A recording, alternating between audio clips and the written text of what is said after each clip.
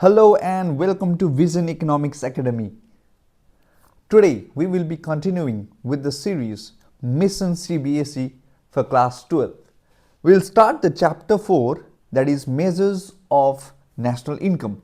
We have already covered the previous 3 chapters and I'm hoping that you are well versed with all the concepts. Have you ever wondered how we measure a country's income? There are 3 methods used to measure the national income of the country. So there are 3 methods. One is value added method, other one is income method, and then there is expenditure method. Today we will focus on one of the most widely used method, and that is value added method, which is also known as product method, right? In today's video, we'll break down the value added method step by step, making it simple and easy to understand. So like I already said, there are 3 methods of measuring national income. Today we will be covering value added method. Okay? Now, why are 3 different methods? Okay? Now in economics, measuring a nation's income helps policymakers and economists understand its economic health, right? Interestingly, there are 3 methods because production, income and expenditure are the 3 different phases of circular flow of income, right? So the answers, however, will be same with all the methods. Its uses depends on the data that is available, right? So these 3 methods are there because in a circular flow of income there are 3 different phases, that is production, income and expenditure. All right. In India, the task of estimating national income is entrusted with some organization. If you know the answer, please write it on the comment section below. Value added method, that has different names: product method, inventory method, net output method, okay, and etc. So what is the concept of value added method? Value added method, to simply put it, it calculates the addition of value to raw materials during the productive activity. So whatever the value has been added to the raw materials that was used in the process of production, all these are added. Okay, so each enterprises adds value to the raw materials, right? So at the different stages of production, each enterprises add value. That is value added. This added value reflects the contribution of each enterprise to the national income, right? So there is something called intermediate consumption and final consumption. Let us discuss this. Suppose a baker needs only flour to produce bread. So a baker is requiring only a flour to produce the bread. Now he purchases flour as input, right? The flour will be input. Okay.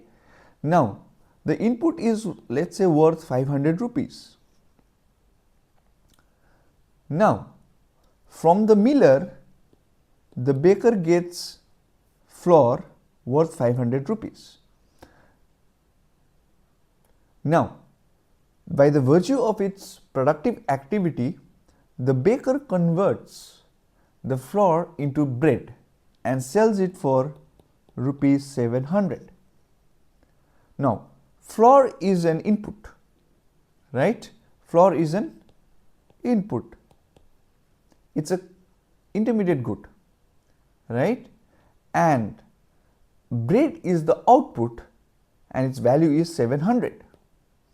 So this 700 is termed as value of output, right?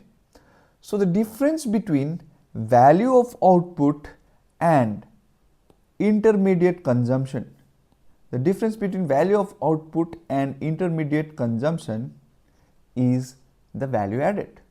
So the baker has added value of rupees 200 in this process, right? So the sum of value added by each producing enterprises is also known as gross value added at market price. Okay, the value added by the baker, that is rupees 200, is termed as value added, and such value added by each productive enterprises, each production enterprises at each stages of the production gives us the gross value added at market price, right?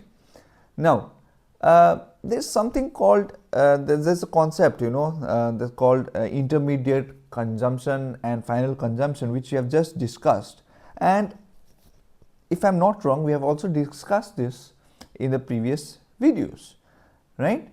Now here the flour is the intermediate consumption, okay, right?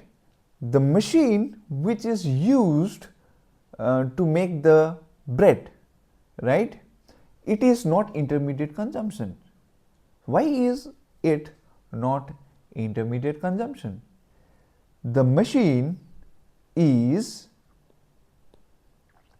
capital good or the final good for the producer.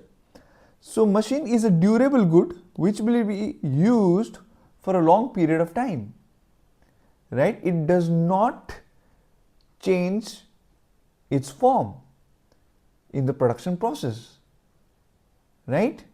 So it is not directly consumed in the process of production. So flour is an intermediate good as its value is most in the value of bread. So expenditure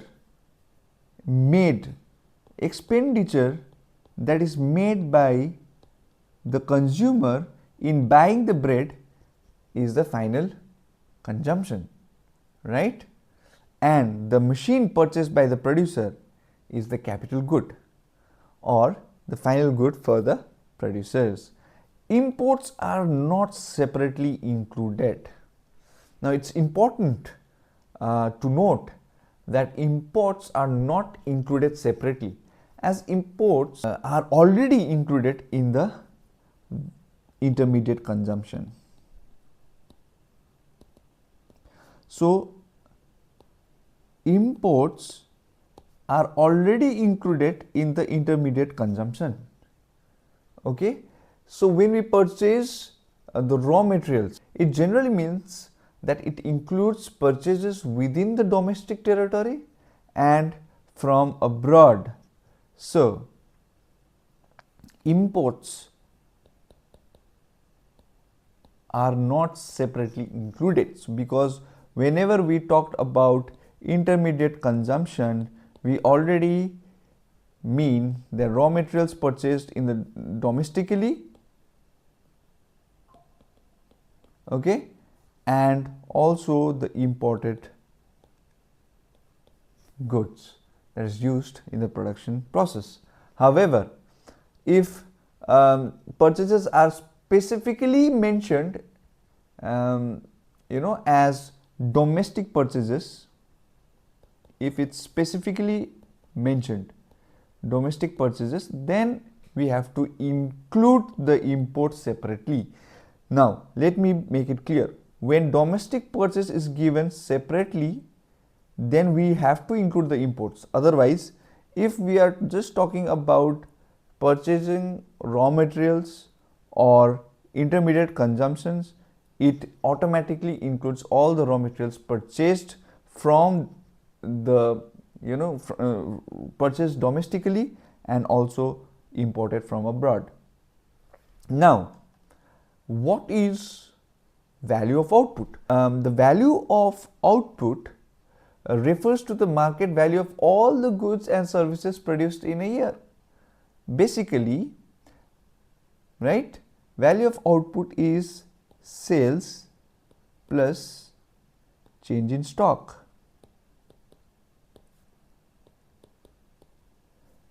All right, so let us talk about value added.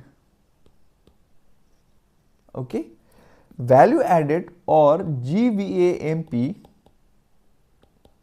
is value of output minus intermediate consumption.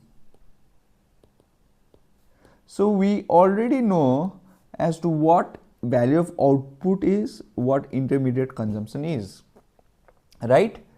So the value of output is sales plus change in stock. Now why we are putting change in stock?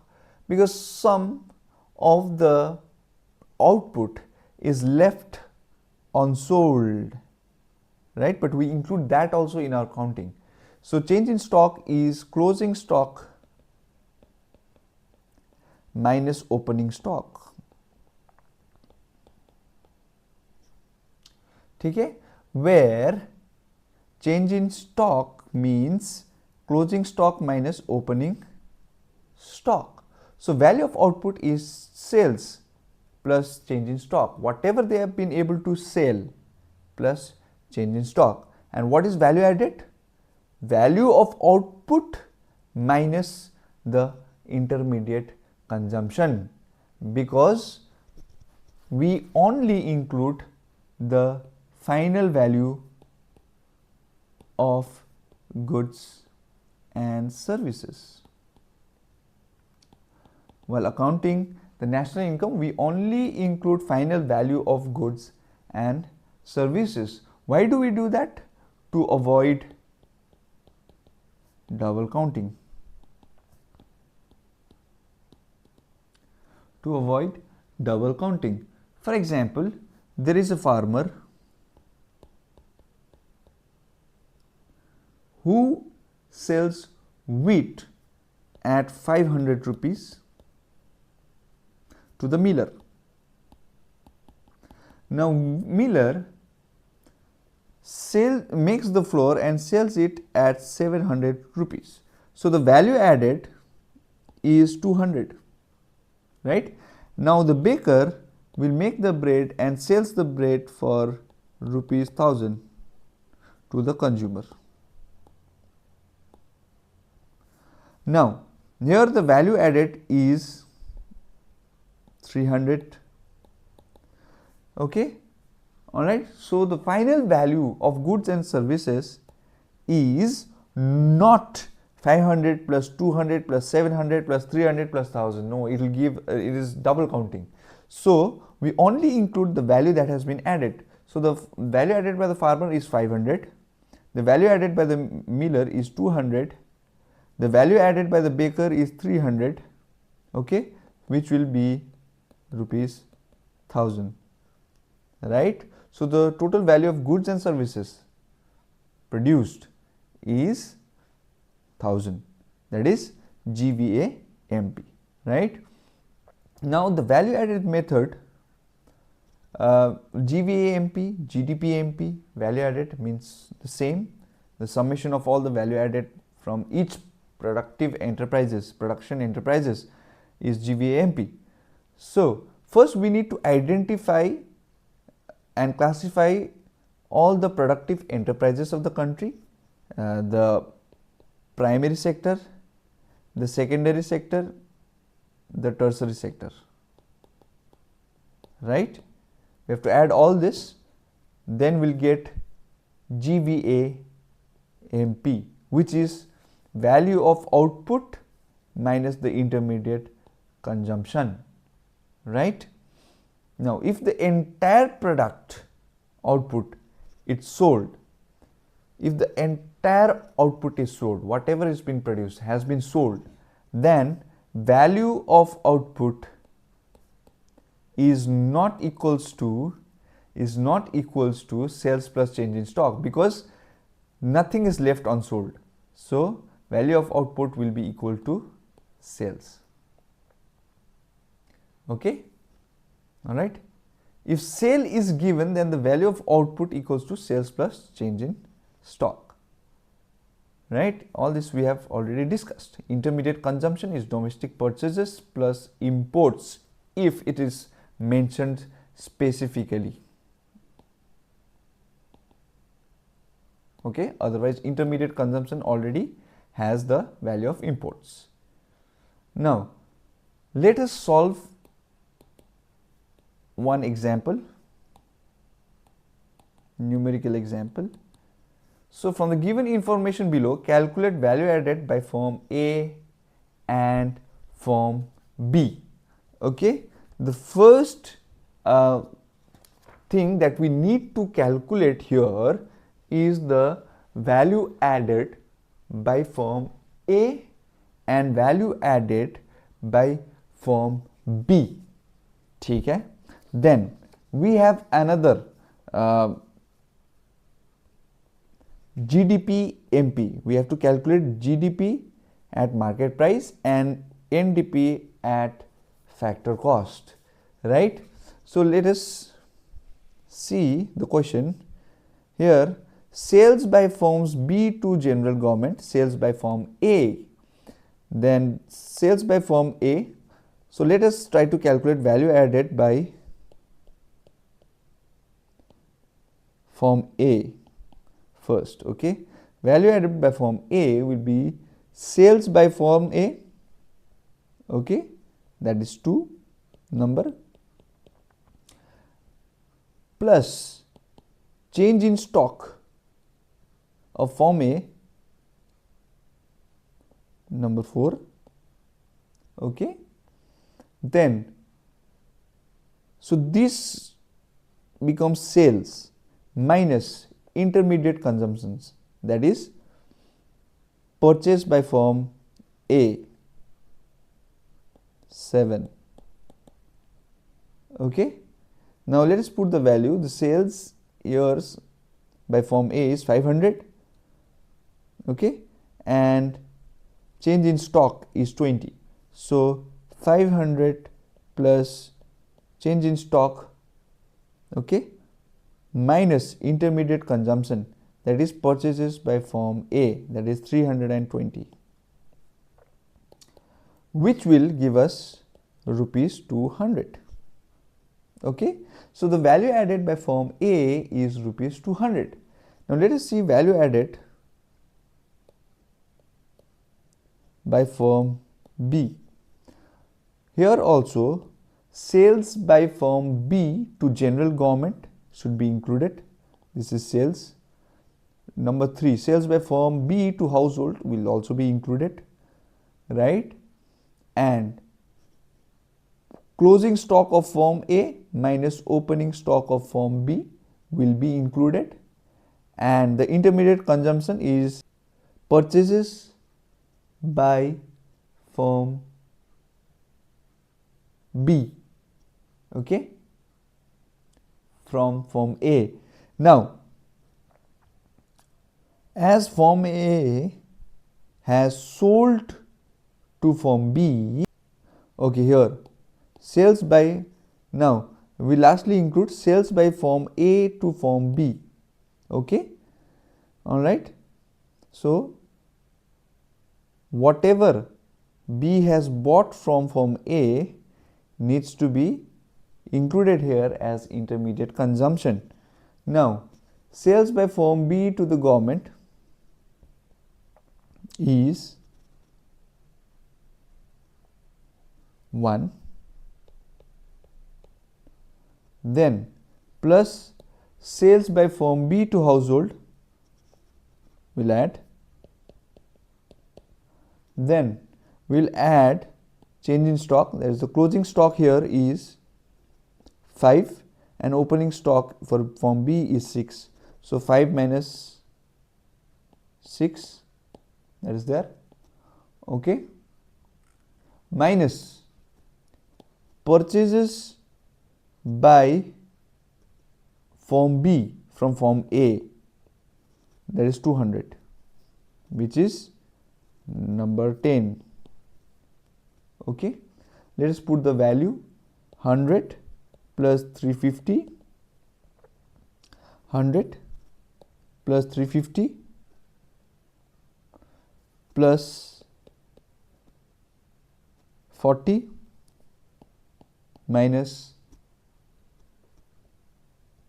30 opening stock minus sales by firm A to firm B, that is the purchases of firm B from firm A, that is intermediate consumption, that is 200. Okay, so it will give us 260 crores, right? So now we have got the first part of the answer, that is firm value added by firm A and firm B. Now we need GDP MP. Now value added, the sum of value added is GVA MP.